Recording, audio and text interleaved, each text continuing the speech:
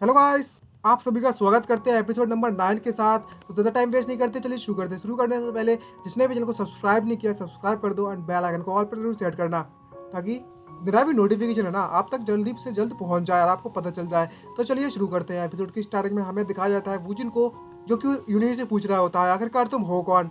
तभी यूनी उसे बताने लगती है और बोलती है मुझे माफ़ कर देना लेट इंट्रोडक्शन के लिए। मेरा नाम योन ही है और मैं हुआरांग गिल्ड की मेन टीम की कैप्टन हूँ। अब ठीक लग रही है, गुब्बारे इतने बड़े नहीं है लेकिन ठीक है, विलन तो विलन ही होता है। और वो उसकी बात को कंफ्यूज होता है सुनकर, आखिरकार ये मेरे से क्यों पूछने में आई है और मुझसे चाहती क्या है। और वूजिन नोटिस करता है कि कोई उस पर डिटेक्शन स्किल का इस्तेमाल करने में लगा हुआ है। और जैसे ही यूनी की पावर को रियलाइज करता है, मन में सोच तो कहने लगता है वूजिन, इस बंदे को देखो तो सही, ये वाकई में मुझसे अभी इस समय बहुत ज़्यादा स्ट्रांग है। और जो यूनी होती है वो ऑरा रिलीज करने में लगी हुई है। तभी वूजिन उससे कहने लगता है क्या यहाँ पर कुछ ऐसी चीज़ है जो तुम्हें मुझसे चाहती हो। तभी यूनी वूजिन से कहने लगती है अच्छा तो यहाँ पर ये है वो चूजा जो कि हमारे गिल्ड के डाउनजोन में बिना किसी परमिशन के एंटर कर गया और बिना किसी डर के। ये सुनने के बाद भाई वूजिन कतई एकदम से दिमाग हिल जाता और कहने लगता क्या तुम मुझे चूहा कहने में लगी हो। इसका मतलब ये हुआ कि तुम सभी के सभी लोग यहाँ पर एक चूहे को पकड़ने के लिए आए हुए हो। तुम्हें देखकर तो ऐसा लगता है जो हुआरांग गिल्ड है उनके पास कुछ भी करने के लिए बेटर नहीं है।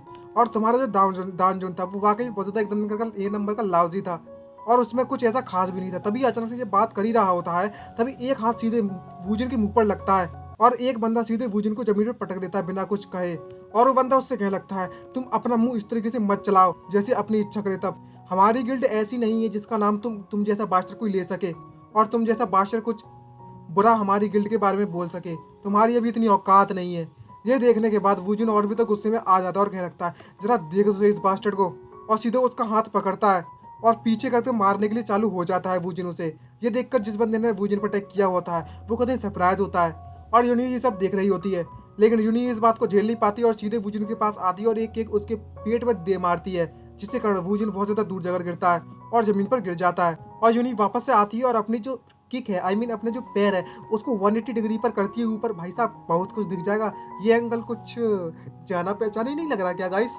और भाई साहब ये आई 180 डिग्री की किक और सीधे जाकर वूजिन के मुंह पर पड़ती है, जिसके कारण वूजिन चप्पू हो जाती है और बोलने लगता है ये वाकई में बहुत ज़्यादा फास्ट है, मैंने तो इसे देख भी नहीं पाया। तभी यूनी उससे कहने लगती है होए कांग वूजिन, मैं तुम्हें एक अच्छी सलाह देना चाहूँगी। तुम्हें देखकर ऐसा लगता है कि तुम एवरेज एफ रैंकर नहीं हो, लेकिन ये तुम्हारे लिए बेटर होगा कि तुम अपनी इन जैसी स्किल के साथ बिल्कुल भी मशहूर ना बनो। तो और खासकर उस मैटर में तो बिल्कुल इन्वॉल्व मत होना जहाँ पर हुआरंग की बात आ रही हो। अगर तुम ज़्यादा समय तक जिंदा रहना चाहते हो तो ये तुम्हारे लिए बेटर होगा कि तुम मेरी एडवाइस को दिल पर ले लो और अच्छे से मानो। और भाई वूजिन की यहाँ पर बहुत ज़्यादा हालत कतई ख़राब हो रखी है और वो लोग इस वार्निंग को देखकर यूनी की पूरी टीम वहाँ से चली जाती है और कांग वूजिन की कतई बेइज्जती हो रखी है यहाँ। और वूजिन जमीन पे पड़ा हुआ है और वूजिन के पीछे की जो सड़क है ना वो पूरी टूट चुकी है और वो कहने लगता है ये मेरे साथ ऐसा पहली बार हो रहा है, मतलब काफ़ी समय बाद हो रहा है कि कोई बंदा मेरे मुंह पर पैर रख कर चला गया और मैं कुछ भी ना कर पाया। इसका नाम ली यून ही था ना और हुआरांग गिल्ड से थी, मैं इनको याद रखूंगा। तभी नेक्स्ट सीन सेट होता है जमीन पर, जो कि एकदम कतई सरप्राइज होता है ये सुनकर कि ली यून ही ने तुम पर अटैक किया था और हुआरांग गिल्ड के साथ तुमने पंगे ले लिए। तभी वूजिन उससे पूछ लगता है क्या ये बंदी सच में इतनी ज्यादा वेल नोन है, क्या तुम उसके बारे में कुछ जानते भी हो। तभी जेमिन उससे पूछने लगता है आखिरकार तुम इसके बारे में कैसे नहीं जानते, वह लड़की वरांग गिल्ड की मेंबर और तो और टॉप 10 ए रैंक में से ए रैंकर है, जो कि इस पूरी कंट्री में है और अवेकन हुई थी ए रैंक के तौर पर। जो होरांग गिल्ड है वो के एच और हेमलिंग गिल्ड के साथ साथ टॉप 3 रैंक में आती है, जो कि कंट्री को रिप्रेजेंट करती है उनकी गिल्ड।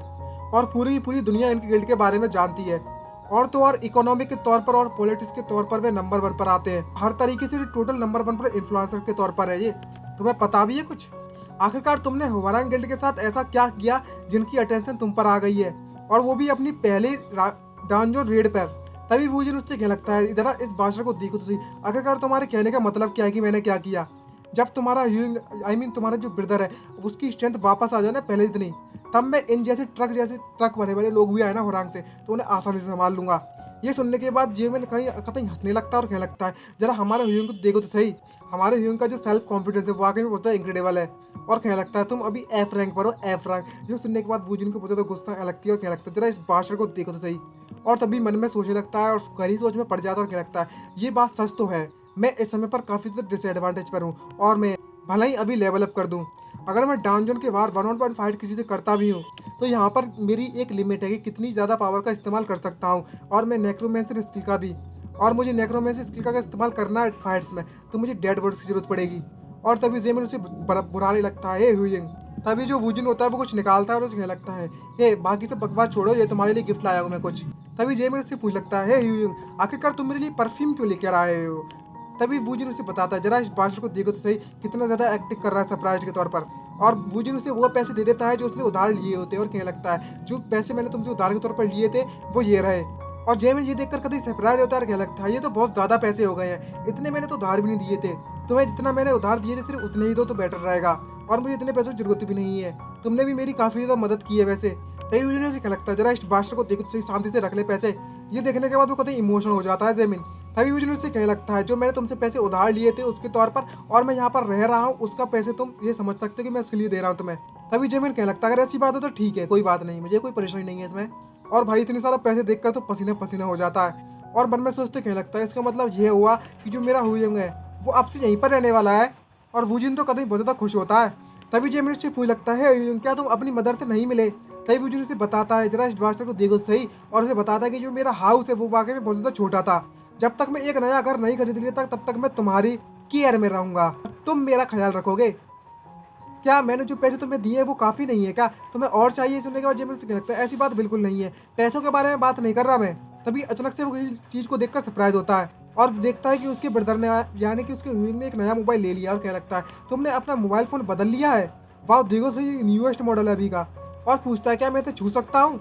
और वो उसे अपना मोबाइल दे देता है।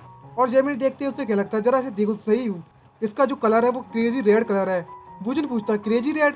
तभी जेमिन उसे एक्सप्लेन करता है और बताता है, जो क्रेजी रेड कलर है वो ब्लड स्टोन से इस्तेमाल से बनता है, इसलिए ये बहुत ज़्यादा एक्सपेंसिव है। इसे देखकर तो ऐसा लगता है कि तुमने काफ़ी ज़्यादा पैसा कमाया हुआ है। तभी वुजिन एक्सप्लेन करता है और उसे बताता है कि ये मुझे प्राइज के तौर पर मिला था कि इवेंट में। ये देख सुनने के बाद वो बहुत ही सरप्राइज होता है, कहता है, क्या इवेंट में? और वुजिन सोचने लगता है उस समय के बारे में जब उसने उस दुकानदार को बुरी तरीके से पीटा था, और कहता, हाँ वो एक इवेंट ज़रूर था जो कि लाइफ में सिर्फ एक ही बार होता है, यहाँ पर तुम अपनी जान दाव पर लगाते हो।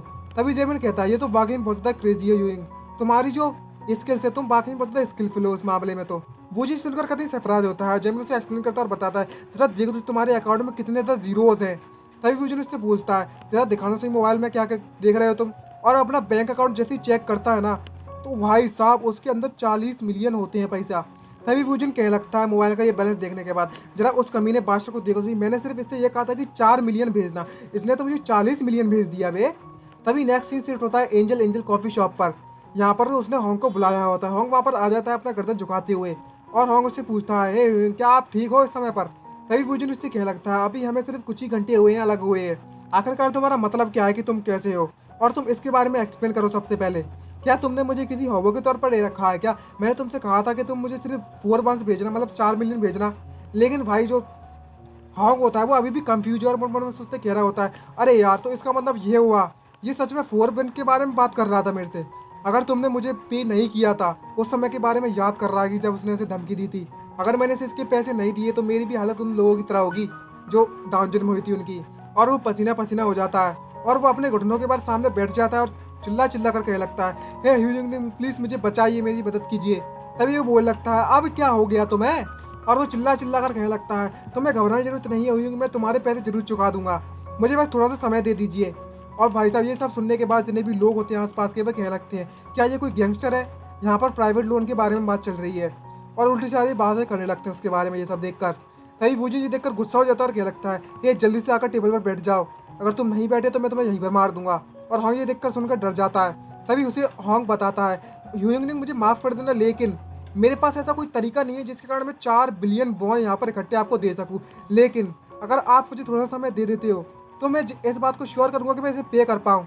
ये सुनने के बाद वो कभी सरप्राइज होता है, क्या 4 बिलियन की बात कर रहे हैं, क्या बात कर रहे हो तुम? तभी होंग कहने लगता है, हाँ बिल्कुल सही कहा तुमने। और तभी इसके दिमाग की बत्ती जलती है और वुजिन की ओर कहने लगता है, इस बंदे को देखकर ऐसा लगता है इसने कुछ गलतफहमी पाल रखी है यहाँ पर। मैंने इससे कहा था कि मुझे सिर्फ 4 मिलियन वॉन देना, लेकिन इसकी तो सनक गई है, 40 मिलियन भेज दिया है और अब ये 4 बिलियन की बात कर रहा है।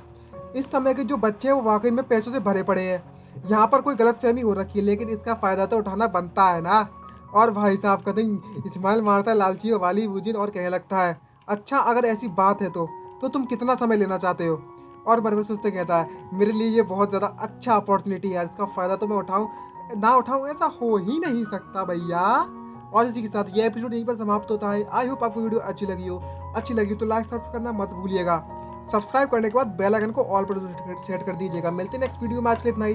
Bye bye, see you, signing out.